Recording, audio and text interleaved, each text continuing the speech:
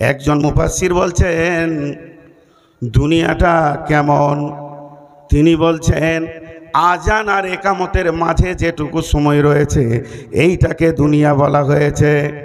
আজান আর একামত, আজান হয়ে গেছে, তকবীর হয়ে গেছে, এবার ইমাম দাঁড়িয়ে গেছেন, একামত হয়ে গেছে, ইমাম আল্লাহু আকবার বলে নামাজ শুরু করবে, এই মধ্যখানটা হলো দুনিয়া।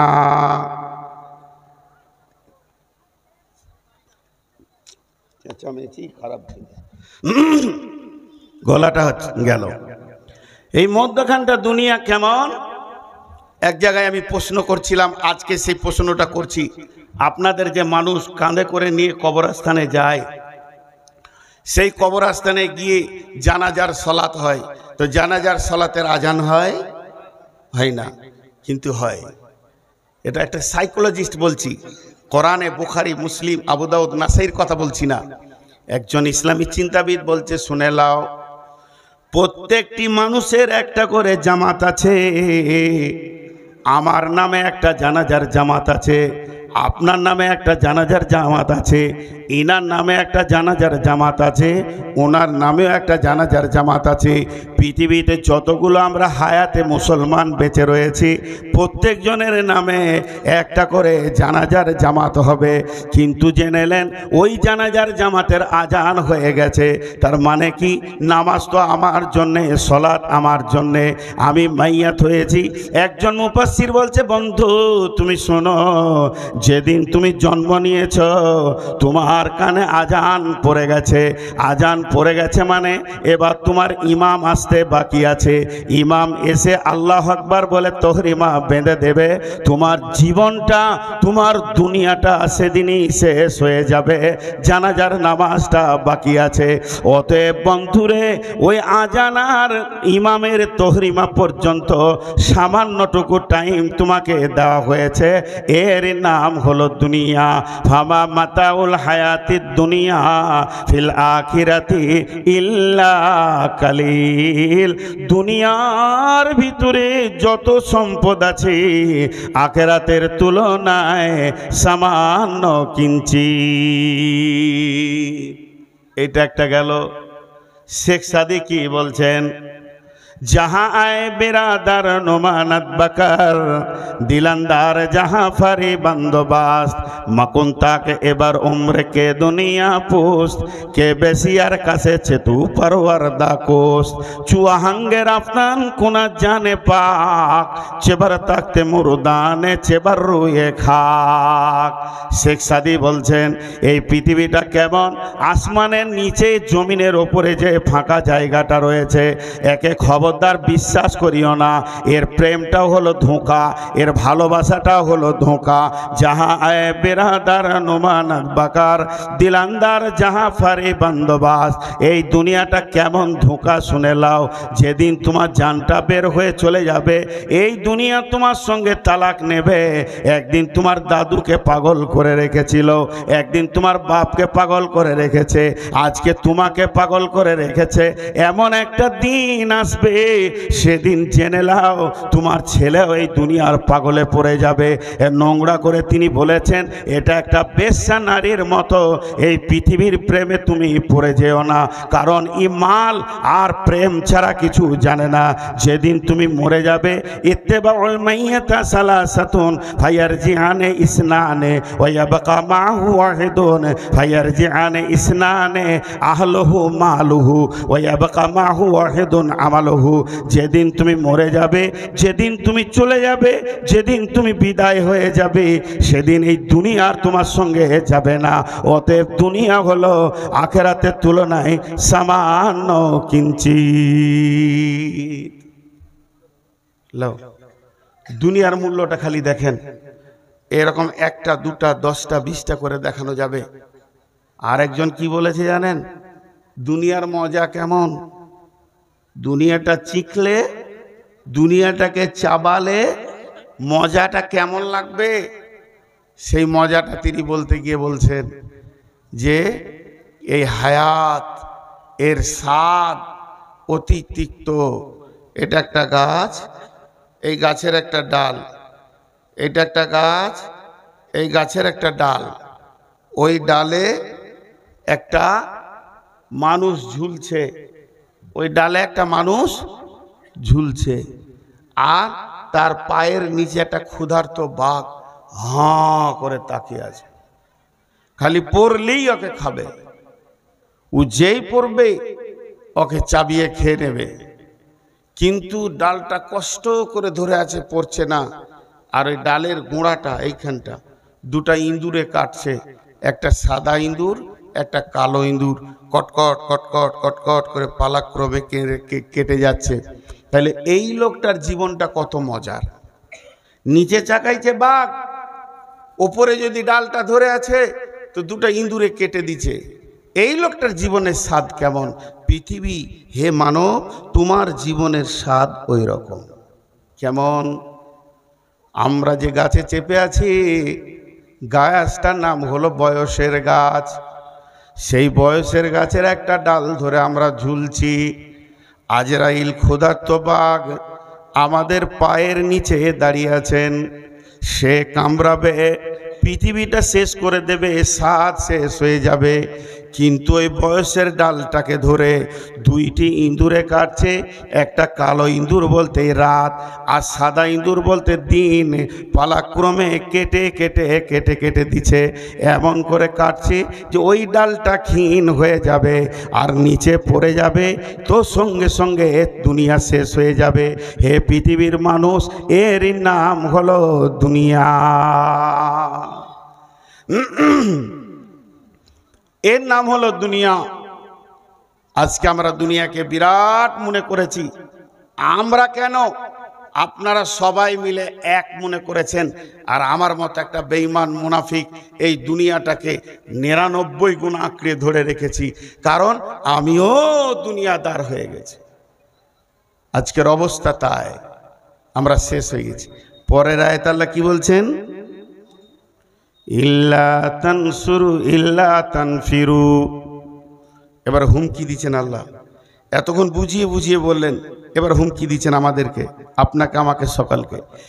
ইল্লা তানফিরু ইউআযিবকুম আযাবান আলীমা ওয়া ইস্তাবদিল কওমান গায়রাকুম ওয়া লা তাজুরুহু শাইয়্যা ওয়াল্লাহু আলা কুল্লি শাইইন কাদির। কি বললেন আল্লাহ? যদি তোমরা না বের হও কোরআনকে বাঁচানোর জন্যে, দ্বীনকে বাঁচানোর জন্যে, মসজিদকে বাঁচানোর জন্যে, মাদ্রাসাকে বাঁচানোর জন্যে, যদি তোমরা মুজাহাদা না করো, জান না লাগাও, মাল না লাগাও, সেখানটাকে যদি রিপেয়ার করার চেষ্টা না করো, সুদারুর হাতে যদি না ধরো, আর জুয়ারির পায়ে যদি না ধরো, মাতালের পা দুটি যদি না ধরো, বেপর্দার নারীকে যদি পর্দার কথা না বলো, এক কথায় ইসলাম যে দুর্বল হয়ে গাছটা পড়ে যাচ্ছে, এই গাছটাকে যদি চারিদিক থেকে তোমরা না ধরো, গাছটাকে যদি মজবুত না করো, তাহলে কি হবে শুনে লাও। ইউআযিবকুম আযাবান আলীমা, তোমাদেরকে আযাবে আলিম দেওয়া হবে। ওয়া ইস্তাবদিল কওমান গায়রাকুম ওয়া লা তাজুরুহু শাইয়্যা, আর তোমার পরিবর্তে অন্য কমকে দিয়ে আল্লাহ বলছেন আমি দ্বীনের কাজ করে নিব। এটা আমার কাছে কোনো ব্যাপারই নাই, এটা আমার কাছে কোনো নিত্য নতুন ব্যাপার নয়, আমার কাছে কোনো কষ্টের ব্যাপার নয়। ওয়াল্লাহু আলা কুল্লি শাইইন কাদির, আমার আল্লাহ সমস্ত জিনিসের ওপরে ক্ষমতাবান। এটা কি বুঝলেন? তোরা বের হবি না? আল্লাহ রেগে গেছেন। আমার দ্বীনকে বাঁচানোর ব্যাপারে তোদের ব্রেন মাল শক্তি লাগবে না তো শুনেলে তোদেরকে আগে আযাব দিব। ইউআযিবকুম আযাবান আলীমা ওয়া ইস্তাবদিল কওমান গায়রাকুম, তোদের পরিবর্তে আমি অন্য কমকে দিয়ে কাজ করে নিব। ওয়ালা তাজুরুহু শাইয়্যা, এটা আমার কাছে কোনো ব্যাপারই নাই।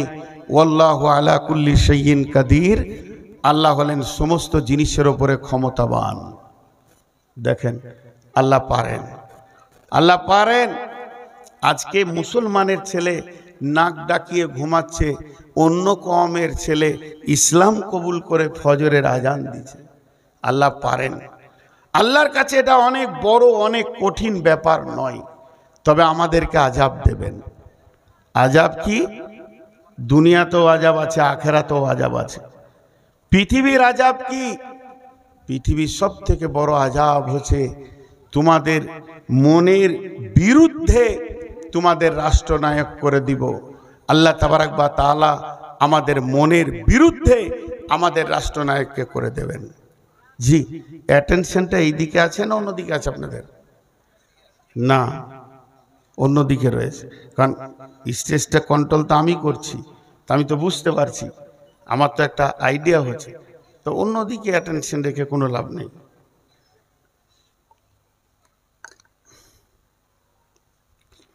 অ্যাটেনশনটা এইদিকে রাখেন।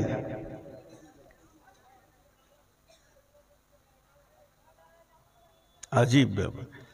আচ্ছা শুনেন, আপনারা আমার দিকে তাকান।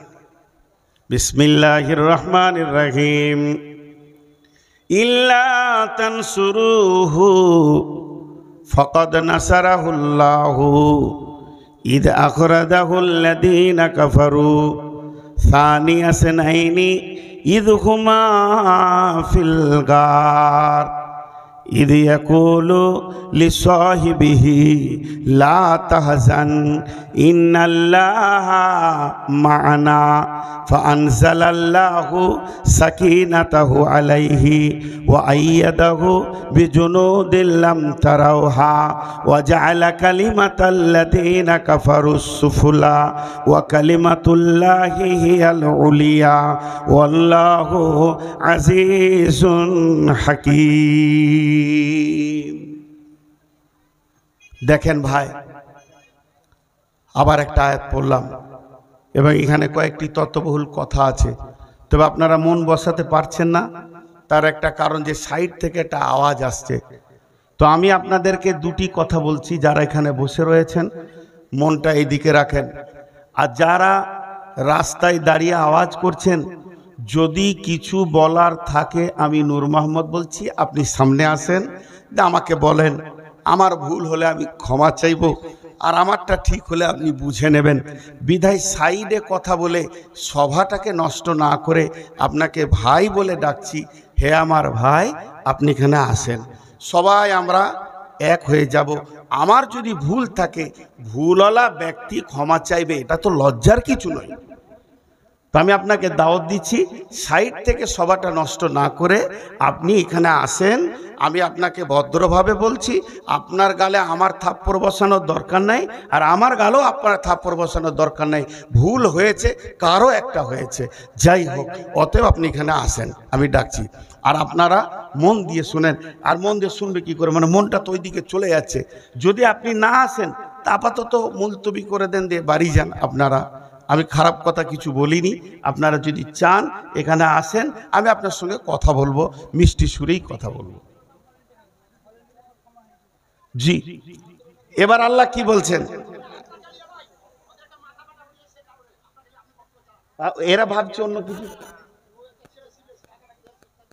আচ্ছা, একটা স্বেচ্ছাসেবকের ছেলের মাথা ফেটে গেছে, ওই নিয়ে ওখানে আলোচনা হচ্ছে। আচ্ছা ঠিক আছে, আলহামদুলিল্লাহ, যে খবরটা দিলেন।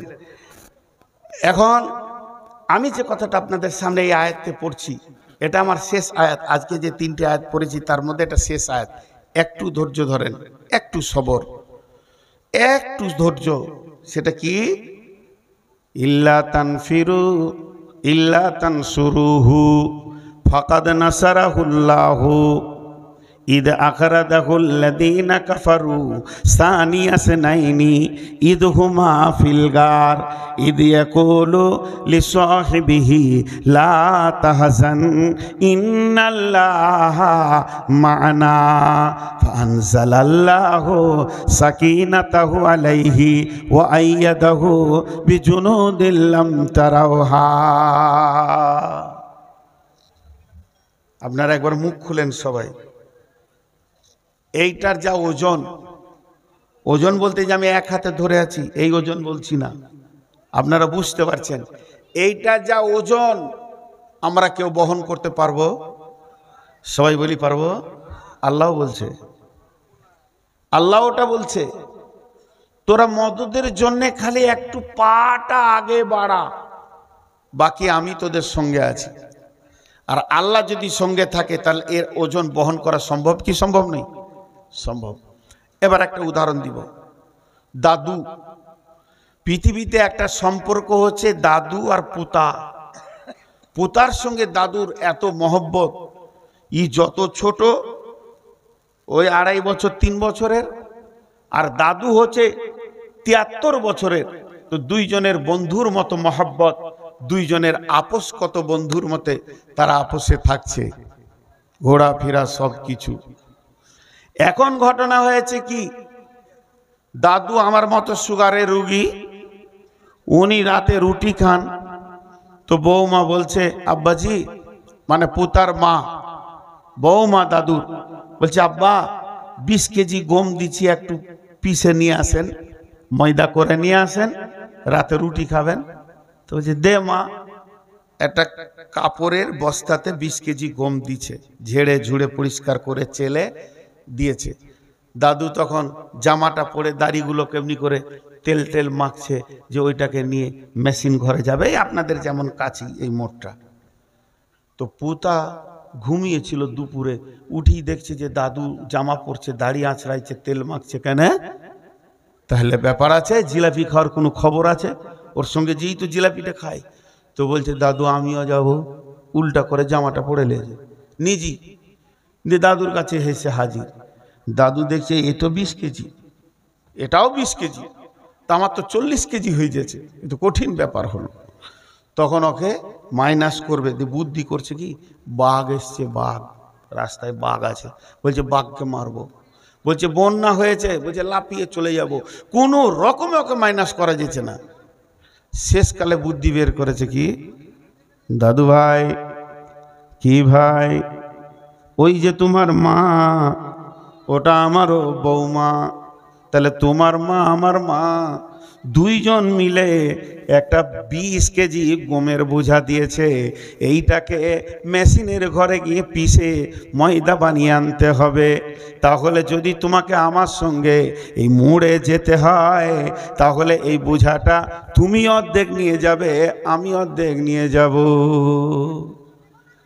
2.5 বছরের ছেলে 20 কেজি মাল নিয়ে যেতে পারবে? পারবে না। কিন্তু মাথা ভিড়িয়ে দিলে, দাও আমাকে আগে দাও। ও তো আর জানে না যে 20 কেজির ওজনটা কত।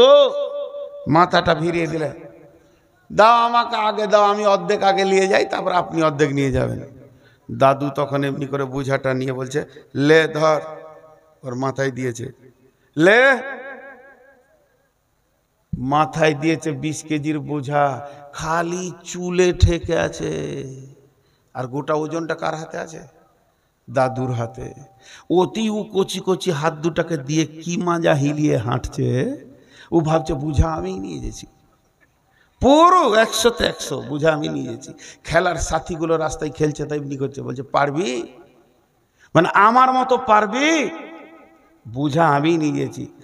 এই টেনশনে বেচারা কল কল করে ঘেমে গিয়েছে, গোটা শরীর প্যান্ট ট্যান্ট সব ভিজে গিয়েছে। যেই মেশিন ঘরে গেল, বোঝাটাকে নামিয়ে দিয়ে দাদু বলছে, ভাই তুমিই এনেছো। ওকে বড় করছে, তুমিই এনেছো ভাই আমার, তোমার কত শক্তি, তুমি 20 কেজির মাল এনেছো। এখন আমার আটাটা পিসা হোক চাই না হোক, কারেন্ট থাকুক চাই না থাকুক, আমি রাতে রুটি খেতে পাই চাই না পাই, তুমি যে এসেছো জিলিপির লোভে, আগে তুমি জিলিপি লাও, আগে তুমি পাঁপড় লাও, তোমার প্রাপ্যটা আমি আগে মিটাবো, তারপরে আমি আমার কাজ করব।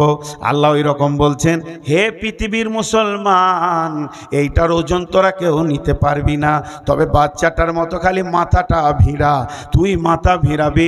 ইল্লা তানসুরুহু ফাকাদ নাসারাহুল্লাহ, আমি আল্লাহর মদদ তোর মাথার কাছে চলে আসবি, আমি আল্লাহ তোকে ধরে নিব, মদদ টেনে নিব উপর দিকে। আমি আল্লাহর মদত চলে আসবে। যে আল্লাহ একটা ঘটনা শোনাচ্ছেন, এই ঘটনাটা কে বলছেন? আল্লাহ বলছে কেমন?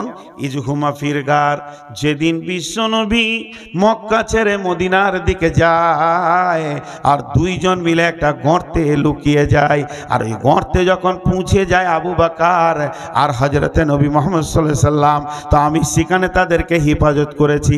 তাদের গায়ে কেউ হাত দিতে পারেনি, তাদেরকে কেউ মারতে পারেনি, তাদেরকে কেউ শেষ করে দিতে পারেনি। তো আমি আল্লাহ তোমাকে ওই রকম মদত করব, তোমার গায়ে কেউ হাত দেবে না, তোমাকে কেউ শেষ করে দিতে পারবে না। ইল্লা তানসুরুহু ফাকাদ নাসারাহুল্লাহ। তোমরা একবার ভেবে দেখো, তোমরা একবার চিন্তা করে দেখো, যেদিন সারা পৃথিবী ইসলামের বিরুদ্ধে চলে গেছে, মাত্র গুটি কয়েক লোক কালেমা পড়েছে, আর মক্কার লোকেরা তালোয়ারকে, ভুজালিকে আর বর্ষাকে ধার করে রেখে দিয়েছে, আর মারব, মেরে দিব, শেষ করে দিব, এই রকম নিয়ত করে রেখেছে। কিন্তু শুনে নাও, আমি সেদিন কি করেছিলাম? তাদেরকে হেফাজত করেছিলাম, তাদেরকে আমি এমন হেফাজত করেছি, তারা আমার গণ্ডির বাইরে ছিল, তারা আওতাভুক্তর মধ্যে এসে গেছিল। বেঈমানেরা তাদেরকে দেখতে পেল না। লাম তারাউহা ওয়া জাআলা কালিমাতাল্লাযিনা কাফারুস সুফলা ওয়া কালিমাতুল্লাহি হিয়াল উলিয়া। কাফের বেঈমানরা চিরদিন নিচে চলে গেছে, আল্লাহর কালাম উপর দিকে উঠেছে। আল্লাহু আজিজুন হাকিম, আমার আল্লাহ সূক্ষ্মদর্শী, বড় কৌশলবিদ, তিনি সমস্ত কৌশল তিনি জানেন। তো আজকের বক্তব্যে আমরা কি বুঝলাম? আজকের বক্তব্যে আমরা কি পেলাম? আজকের বক্তব্যে আমরা পেলাম পৃথিবীটা আমাদের আসল ঠিকানা নয়, পৃথিবী আমাদের আসল জায়গা নয়। আমরা ধোঁকার ঠুলি নিয়ে পৃথিবীকে জড়িয়ে ধরে পড়ে আছি, আঁকড়ে ধরে পড়ে আছি। তবে পৃথিবীতে আল্লাহ যে কাজগুলো আমাদেরকে দিয়েছেন, এই কাজগুলো যদি আমরা মজবুত করে করি, এই কাজের পেছনে যদি আমরা মজবুত করে সময় লাগাই, এই কাজগুলো আল্লাহর দেওয়া যেসব দায়িত্ব আছে পালন করি, তো আল্লাহর মদদ আমাদের কাছে আসবে। আর আল্লাহর মদদ যখন আসবে, তখন সব কাজ আসান হয়ে যাবে। আল্লাহ একটা ঘটনা বলছেন, এই ঘটনাটা কখন হলো? আয়াতটা কখন নাজিল হলো? ইনফিরু খিফাফাও ওয়া সিকালা, বের হয়ে যাও তুমি, ভারী থাকো চাই হালকা থাকো। দেখেন, এটা ভারী হালকা কেন বললেন? ভারী থাকো চাই হালকা থাকো, তুমি বের হয়ে যাও আল্লাহর রাস্তায়। এই আয়াতটা নাজিল হওয়ার কারণ, মদিনার পরিস্থিতিটা কেমন ছিল? কারো গাছে খেজুর কাঁচা আছে, কারো ডাঁসা আছে, কারো পেকে গেছে। কেউ খেজুর কাটতে গাছে উঠেছে, কেউ নিচে আছে, কেউ দাঁড়িতে ওজন করছে, মাল দিতে রয়েছে, কেউ আড়তে মাল দিয়েছে, টাকা পেতে বাকি রয়েছে। এই যে বিভিন্নভাবে তারা রয়েছে। আল্লাহ তাবারাক ওয়া তাআলা বলছেন, তুমি যেমন অবস্থায় থাকো এখনই বের হয়ে যাও। যুদ্ধটা ছিল মুতার যুদ্ধ, তোমরা বের হয়ে যাও। সাহাবীরা যারা গাছে ছিল ওখানেই দাঁড়টা লাগিয়ে দিয়ে ওখান থেকেই বের হয়ে চলে গেল। যে খেজুর ওজন করছিল ডাঁড়িটা ফেলে দিল, ওখান থেকেই বের হয়ে চলে গেল। যার আড়তে টাকা আজকে আনার কথা, সে টাকা আনতে গেল না, ওখান থেকেই বের হয়ে চলে গেল। যে যেমন অবস্থায় ছিল ব্যবসা বাণিজ্য সব কিছুকে ছেড়ে দিয়ে বের হয়ে চলে গেল।